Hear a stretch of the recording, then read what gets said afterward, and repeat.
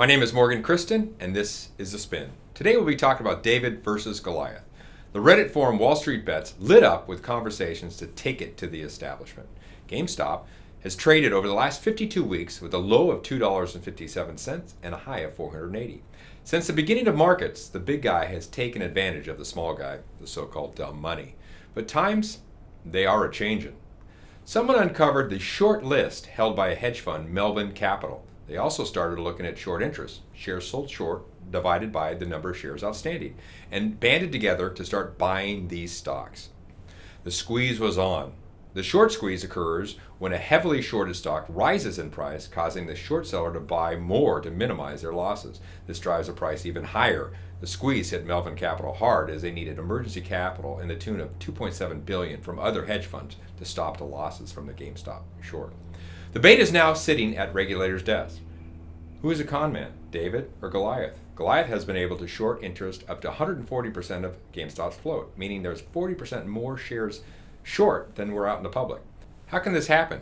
Where were the regulators to keep this from happening? The banks allowed hedge funds to borrow money to place this level of a short. With leverage, a $50 million hedge fund can control $500 million of securities. Has Goliath been the con all along? What about David? Is it fair to band together and squeeze Goliath? Maybe. But what does that do to the market? Well, for one thing, markets can retreat as short sellers purge their long stocks to pay for the shorts. Online brokerage houses have maintained very lax rules for trading on margin, and it's easy to obtain options. The tug of war between David and Goliath is being watched by these regulators and also the brokerage houses. Is this really the small investor, or is the little guy a cover for the big guys? The amount of volume and size would suggest that it's not just the little guy squeezing. MarketWatch reported that on the 28th, a South Korean-based company, Must Asset Management, sold their stake in GameStop for roughly $1 billion. That is no David. Expect reforms to come down the pike.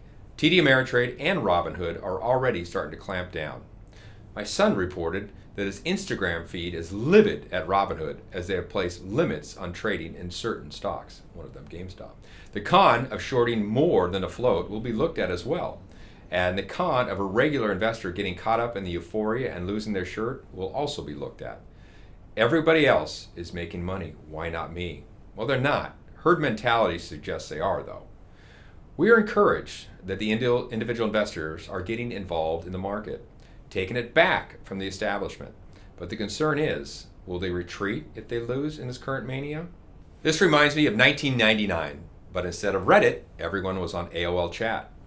Remember Pets.com? They spent $2 million for a 30-second ad at the Super Bowl. How were they doing that? They weren't even earning any money. Well, seems like that again right now. As we mentioned in our last newsletter, there's a tremendous amount of money on the sidelines. And there is some great stocks out there for the investors to own. There's no need to join the con. The last time the bubble burst in 2000, value stocks and those that actually had real cash flow performed quite well. What is never discussed on these forums is that the losses that these people take, and they're far outweighing the gains when these manias set in. We are committed to being a loyal dissenter and guiding you to your goals. Let the others follow the confidence men.